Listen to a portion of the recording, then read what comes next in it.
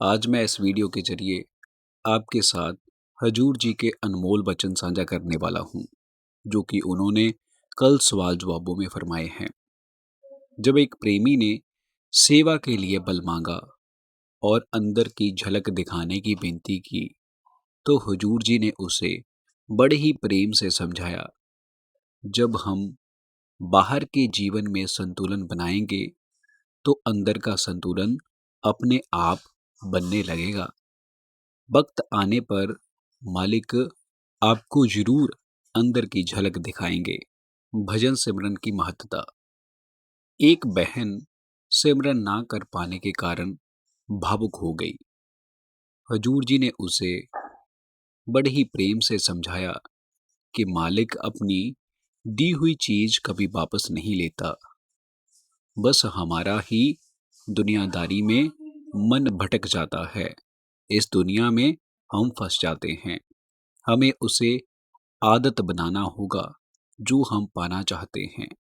भजन सिमरन को अपनी जिंदगी की आदत बनाओ। चाहे मन लगे, चाहे ना लगे, सिमरन जरूर करना है। मेहनत से ही परमार्थ हासिल होता है। फिर कुछ ऐसे सवाल पूछे गए जिनमें गलतियों के प्रति पश्चाताप था। किसी ने सवाल किया कि जीवन में होने वाली गलतियों पर हमें क्या करना चाहिए।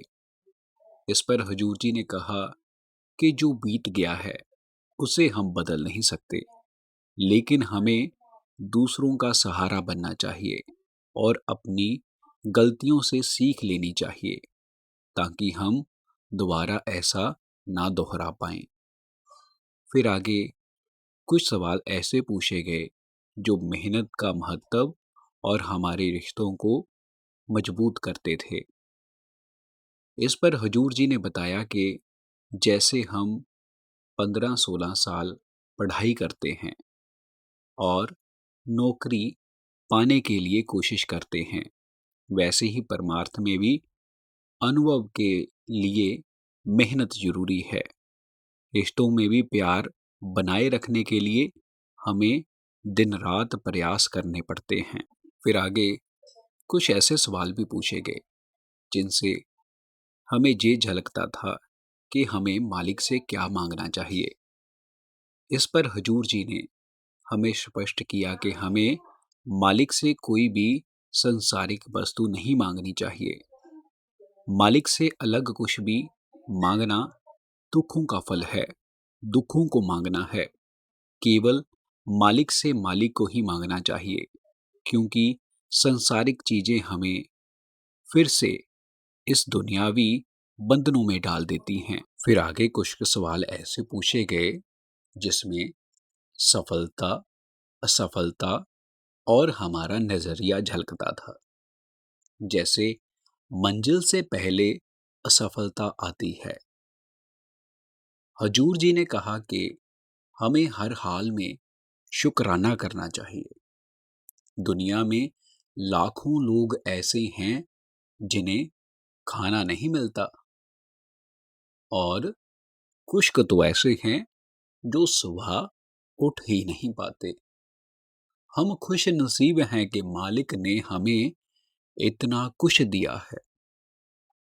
जब हम शुक्राना करते हैं तो हमारे मन का वर्तन साफ होता है। फिर आगे कुछ सवाल ऐसे पूछे गए जो मन को काबू करने से संबंध रखते थे। इस पर बाबा जी ने गाड़ी की उदाहरण भी दी। हजूर जी ने बहुत सुंदर उदाहरण देते हुए हमें समझाया कि जैसे गाड़ी के चारों पहियों में हवा बराबर होनी चाहिए, वैसे ही जीवन में भी संतुलन जरूरी है। यदि एक भी पहिया कमजोर हुआ तो जीवन की गाड़ी लड़खड़ाने लगेगी, और मन को काबू करने के लिए उसे वक्त देना है और भजन सिमरन करते रहना है। फिर आगे मोबाइल से संबंधित प्रश्न पूछे गए। आज के युग की बीमारी है ये मोबाइल। हजूर जी ने युवाओं को मोबाइल से बचने की सलाह दी। उन्होंने उसे एक बीमारी बताया जो हमें नीचे की ओर खींचती है। उन्होंने कहा कि मोबाइल छोड़कर आंखें बंद कर कर उस मालिक की आवाज सुनने की प्रयास करनी चाहिए। फिर नामदान और लड़कियों के कुछ ऐसे निर्णय जिनको लेने में वह हिचकिचाती हैं, उनके बारे में प्रश्न पूछे गए। प्रश्न पूछा गया कि हजूर जी, हमें नामदान कब लेना चाहिए। इस पर हजूर जी ने बड़े ही प्रेम से बताया कि नामदान तब लेना चाहिए जब मन में शांति और स्थिरता हो। किसी के दबाव में आकर नामदान नहीं लेना चाहिए। एक लड़की ने पूछा कि हजूर जी, हमें सेना में भर्ती होना चाहिए। लड़कियों के सेना में जाने के सवाल पर उन्होंने उत्साह बढ़ाते हुए कहा, बिल्कुल जाना चाहिए। आने वाला समय बहनों का ही होगा। फिर आगे कुछ ऐसे सवाल पूछे गए जो माता पिता के सम्मान से संबंधित थे।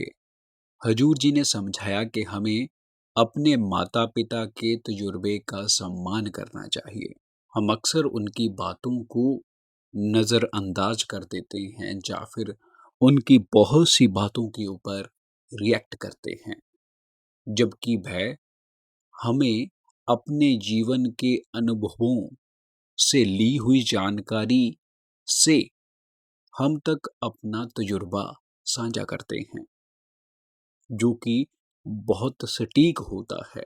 इन सवाल जवाबों में एक विशेष पल भी था। वो पल था जब पंडाल में मक्खू वाली बहनों और संगत के साथ हजूर जी की हंसी और मजाक वाली वार्तालाप हुई। माहौल को बहुत खुशनुमा बना दिया गया जब हजूर जी ने कहा कि जे मक्खू वाली बहनें पंडाल में बहुत पहुंची हुई हैं।